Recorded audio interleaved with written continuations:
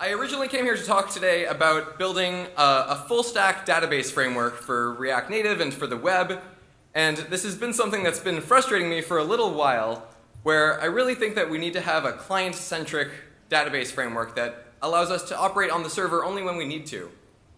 Now, this is a pretty slow-moving project for me, and fortunately there are other speakers who are going to be going into this topic. A little bit later, Sarah is going to be talking about how you can use Apollo with GraphQL on the client. I'm very excited about that. And also, there's a very exciting release of a full-stack database later today as well. So keep your eye on that, and I realized that I would be able to provide a little better value to this audience by focusing on React Navigation. And if you haven't heard me ramble about React Navigation yet, my name is Eric Vicenti. These are my handles on social networks. And I come from a long line of navigators. I started working on navigation in React Native back in 2014 when I started working on the Navigator component as part of the first full-screen React Native app, which was Facebook's Ads Manager. And we open-sourced Navigator as part of React Native back in 2015. But it didn't use the animated framework. So, and the reason why is because it actually predated the animated framework. So we developed Navigation Experimental that would allow you to customize things a little bit better, and most importantly, would allow us to use the use native driver 60 frames per second animations that were being developed for the animated framework. But unfortunately, Navigation Experimental was a little difficult to use. It was just the views. It didn't have any navigation logic handling, so it required a lot of boilerplate for most people to use. So that caused a lot of troubles in the community. So I teamed up with Skevy from Expo to develop React Navigation. And the goal with React Navigation is to make it really easy to get started building navigation in React Native, but also really powerful and flexible when you want to go and override various aspects of your navigation, be it the navigation logic, URL handling, or views or gestures. So I'm curious how many people here have actually tried React Navigation or who are using it in an app right now, today? Wow, that's amazing. I don't want to exaggerate, but I feel like that was at least 60% of the people here. Might have been more. And that kind of lines up with some of these numbers that we see on NPM. And this is basically the only way that we have to measure how many people in the React Native community are using React Navigation. But React Navigation is pretty much only used by people who use React Native. So I'm not putting this slide up here to say that we have more than 50% sort of market share of React Native, but I'm trying to say that if you are considering React Navigation for your project, I want you to know that you're in really good company. And alongside all of these people, there's a lot of really great apps like PlayStation, Urban Dictionary, and NFL that are using it as well. So, like I said with React Navigation, the intent was to make it really easy to get started, but also very easy to customize, or very possible to customize however you'd like. And a lot of the complexity that we have with React Navigation comes with the fact that we're re-implementing this thing, with that gesture going on. Now, there's really a lot to unpack here with all of the different things that are going on, but I'd like to just highlight a few things that we've already handled. So for one, look at what's happening to the icon that's coming out from behind the back button. It's actually being masked by the back button. And there we go. Yeah, and I do mean masked. There's not like an image that's covering the rest of that text because it's a blur view. So the blur view can actually change colors, and if you use an image to mask that, you'd be able to tell. And at the time when we were first implementing this, there was no way to implement this with React Native. So Skevy went and ported over, or built Mask View iOS, which just uses the mask view available on iOS and brings it over to React Native. So now we have that. This is what our implementation looks like right now. Another thing is the animation curve wasn't really possible to get right in React Native. So Skevy went and reverse engineered the Apple Navigator and got that perfect spring dynamic ported over to React Native so that we could use it inside of React Navigation. So this is where we are today, and we're going to keep on seeing this come up. all of this is available inside of a pretty easy to use component called Create Stack Navigator.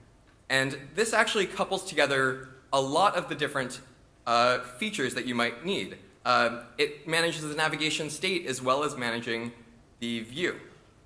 And in React Navigation v2, we wanted to make it more clear what the division of responsibility was between the navigation view and the navigation logic.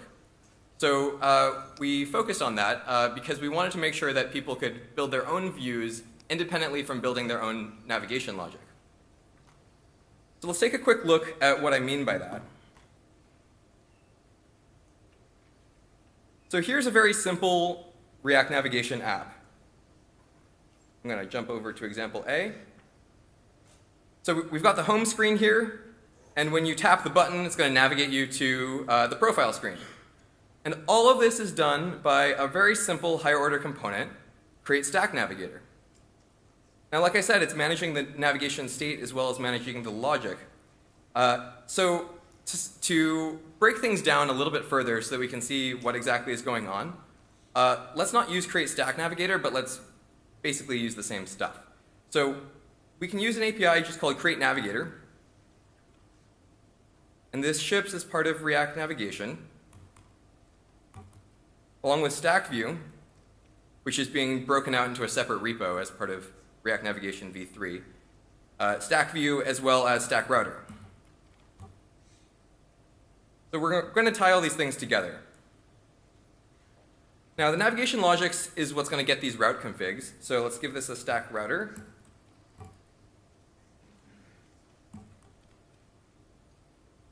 And the navigation view is also defined here with Create Navigator. So we're going to pass in Stack View. Cool, so this way we can retain all of our same logic, but we can see kind of this component is decoupled from the router. And the router is basically an object with a bunch of different pieces of logic on it, like URL handling and the reducer for your navigation state.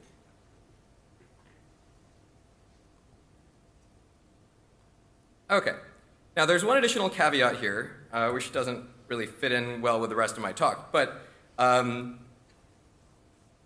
this component is actually only working right now because it's part of this examples app that I'm using. So if you were to use Create Navigator, you would also actually have to wrap it yourself with a navigation container. And the navigation container is what binds your navigation to the rest of React Native. So the linking APIs and the Android back button. So what we can do is we're going to call this app Navigator. And the app is going to be, so we're going to get this create navigation container from React Navigation and pass in the navigator. But we're not going to do this right now, actually, because, like I said, this is not a full app. It's actually just a screen inside of the examples app. Great. So this is the stack. You'll notice that the stack view renders the header here. And we haven't even configured a title, so it doesn't even look very nice right now.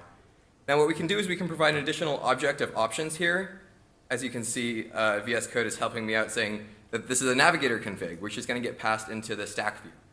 So one thing that you might want to customize, for example, is to, rather than having a stack of cards pushing on top of each other, you might want to have a stack of modals coming on top of each other. So let's go switch over. This is the extent of the customization here, or like one of the main ways that you can customize stack view. You're going to take mode to modal.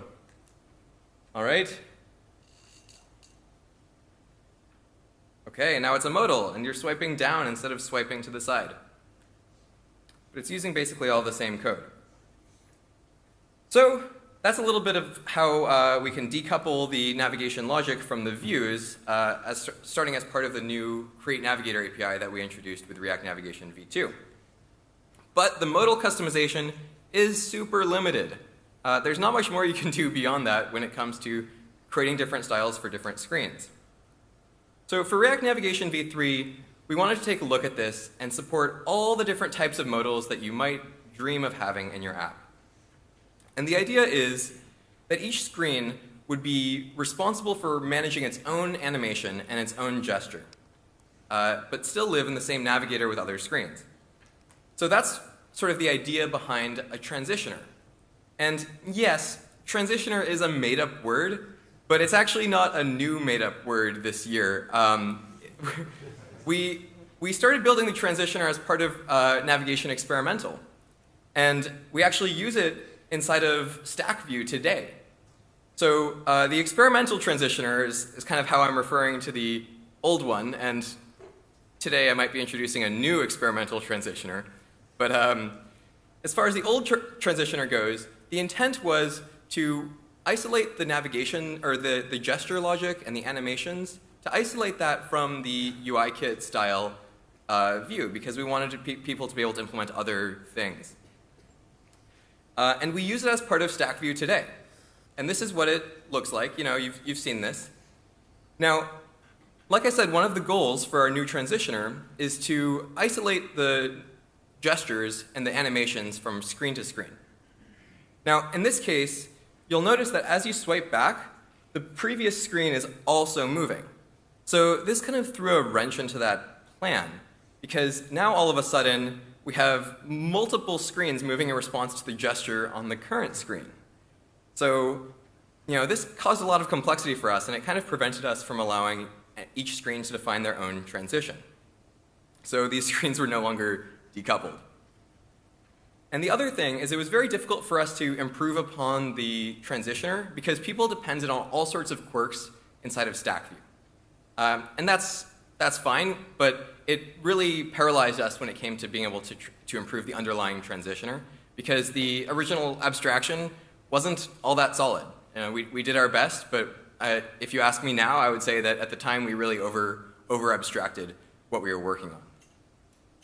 So for those reasons, and for the use case of providing a new modal transitioner for this, or a new modal navigation view, I've been working on a new transitioner. And probably the best way to show it to you is by demoing it. So first we're going to start off with a very simple app. We've got this create navigator, and instead of Stack View, we're just going to use transitioner. So let's see what that looks like. First of all, you'll notice there's no header. If we wanted a header here on the home screen, we would need to render it ourselves. So I'm going to tap Go to Jane's profile, and hey, we went there. Now, this wasn't exactly a fancy transition, but what should we expect? Because I'm looking at the source code for profile screen right here, and I don't see anything about a transition. So if the profile screen is going to be defining its own transition, then how are we going to do it? Let's go over to the next example, and I'll show you. OK, so there are some new navigation options that the transitioner is going to be paying attention to. Specifically, it's going to be looking at create transition, which gives you various information about what's happening to your navigation state. And it allows you to provide any additional things that you're going to need to perform that transition.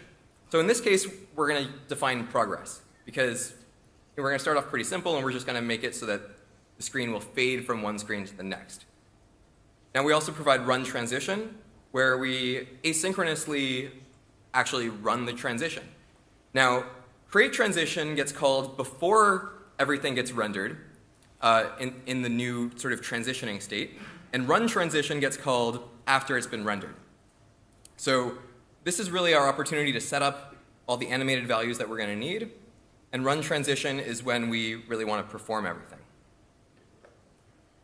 So let's go to, the other thing, obviously, is that we're going to need to actually render the transition. So we can grab the transition from this .props, and that's provided from the transitioner view. And then in the case when there's a transition, we're going to want to sort of override the opacity. And to figure out what the opacity is going to be, we're going to interpolate from the original position at 0 to the destination opacity.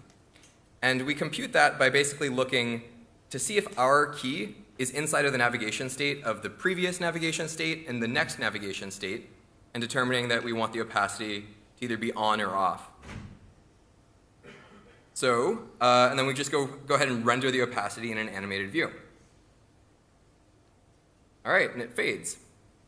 Now, I also added a new button here to go to the home screen, and it's a navigation.push. So it doesn't really make a lot of sense to push the home screen back on top of the stack, but hey, let's just take a look at what happens when we tap it. And there was no transition there. And the reason why is because the home screen was responsible for that transition. And let's look up at the home screen. Oh, no transition. Well, okay. So all of our transition logic is sort of baked into the profile screen. And if I had a button to go back here, which maybe we can add, what would happen is the back button would allow us to, when you go back from the home screen does that transition. And when you go back again from the profile screen will do that transition. Okay, so what if we wanted to reuse some of this transition logic from one component to the next? Well, I've done that here in this sort of pre-baked code that I've got at the bottom of the file. Let me just pop this out of the oven. So here, of course, we're still setting up our navigator and our transitioner in the same way. And our navigation logic is just going to be the normal old stack logic because we're defining the stack router. But here, now look, we're actually proxying our navigation options to this fade transition component, and we're passing in all of our props, specifically the navigation prop and the transition prop. So now, both the profile screen and the home screen have this fade transition implemented on it.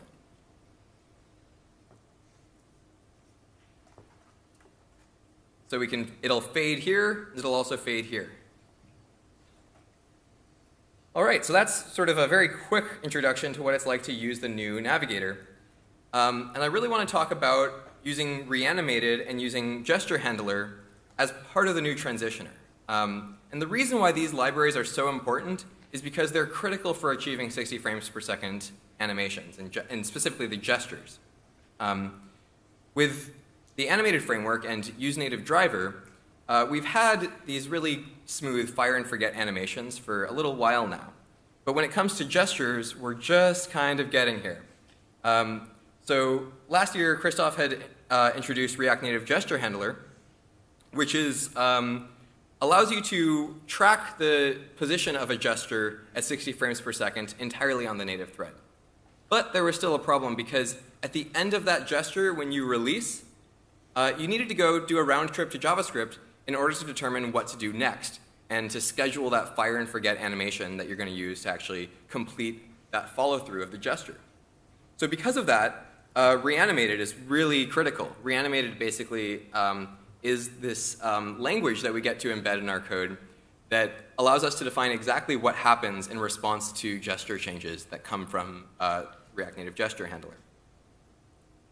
So let's take a quick look at what it's like to actually customize some of the animations for a transition here.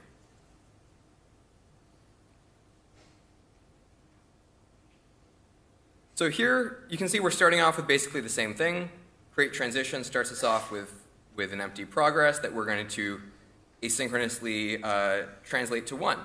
And this is just using the normal old Reanimated timing API. I guess it's not old, it's brand new. In fact, the ability to call start like this just was dropped in the past few weeks. So let's take a look at how we might want to sort of customize this. Because I said this is about modals and not just sort of fading from one screen to the next. So let's go and actually turn this into a little bit more of a modal. We're fading the opacity, but a modal doesn't usually just fade the opacity. Usually there's some motion going on, some other things. So maybe what we can do is we can let's go ahead and wrap things up a little bit. And I don't want to make you guys wait for me to type, so I'm going to just jump over to the pre-baked version at the bottom of the file. But we're going to walk through it.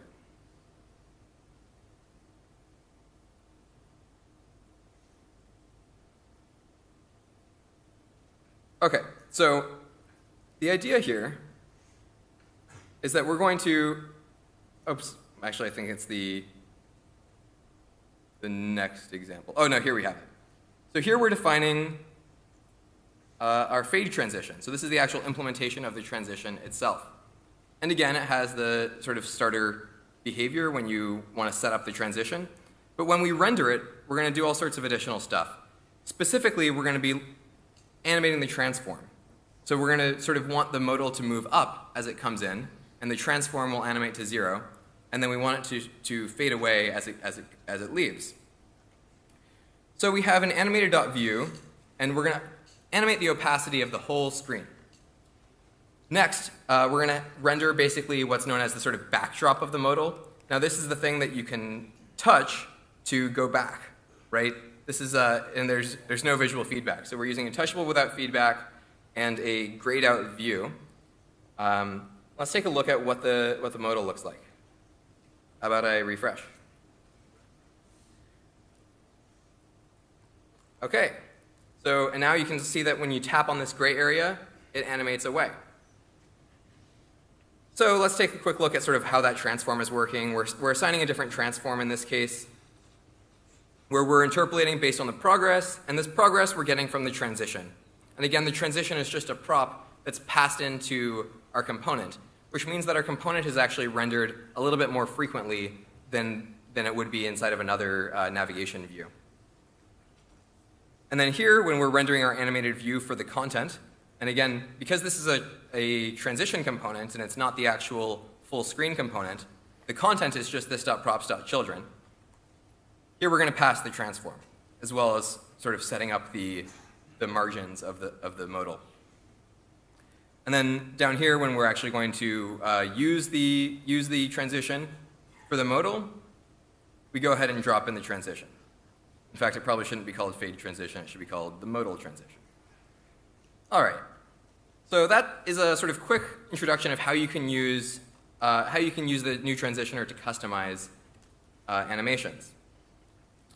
And the other really exciting thing, actually, before we move on to this extremely exciting part, let me show you about how you can use gesture handler to manage this. To actually do a gesture. I'd really like to be able to swipe this away. So we're going to jump on over to the next example.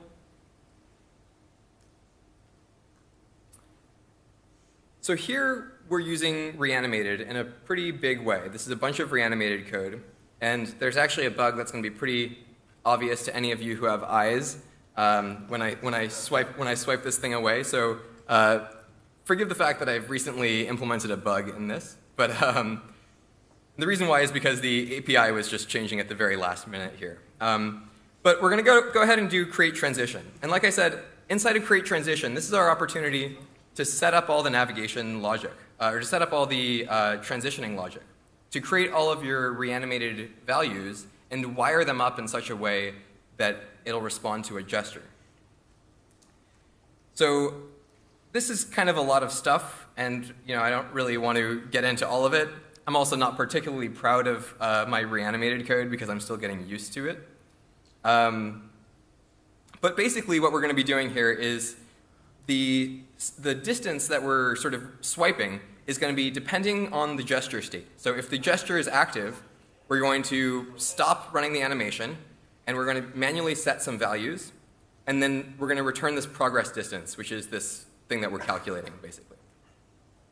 And then if there's no gesture, then we're going to actually want to run the clock. We're going to want to run the spring and respond to whatever else is happening.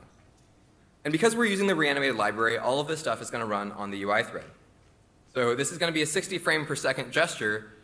Even though it's going to be visually broken, it's still running like butter, right? Okay, so you can swipe down, and this is tracking me really well. And then here when I swipe to release, oh, anyways.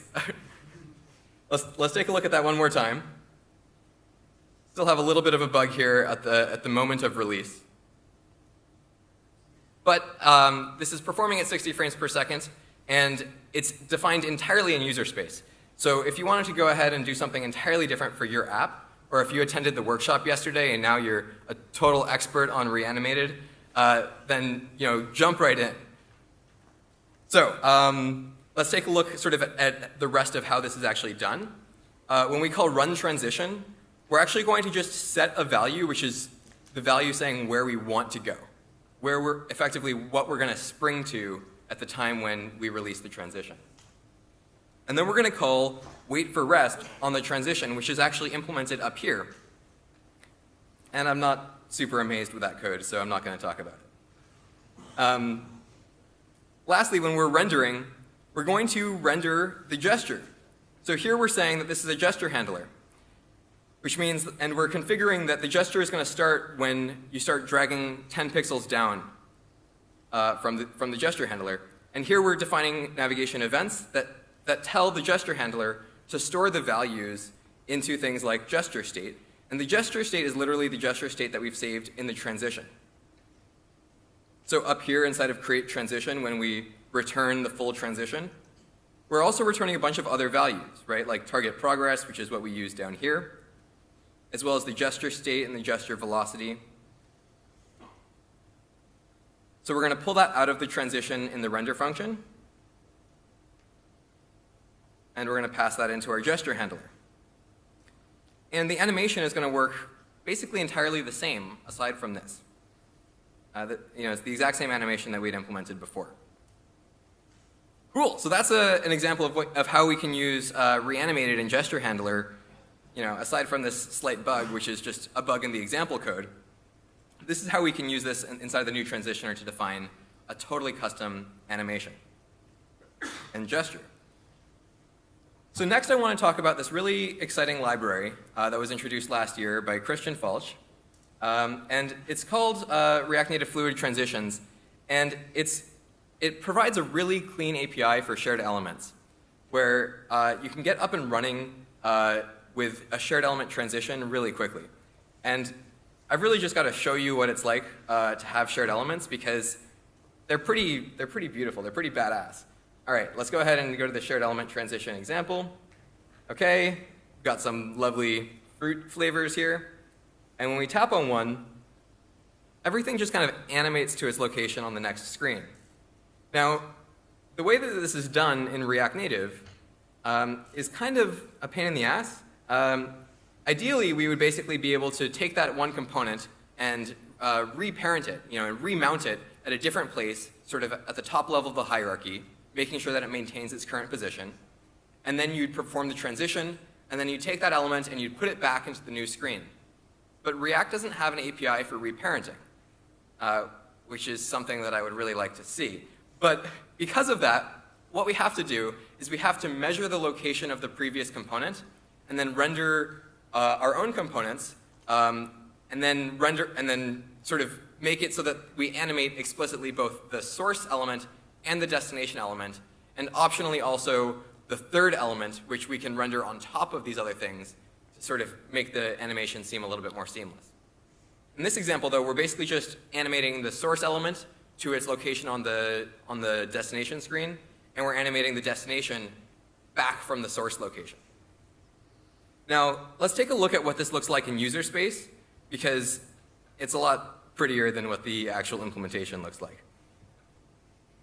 So we're going to import from this other kind of library, shared, right? So there's a shared view, and this shared view is going to be wrapping our product photo.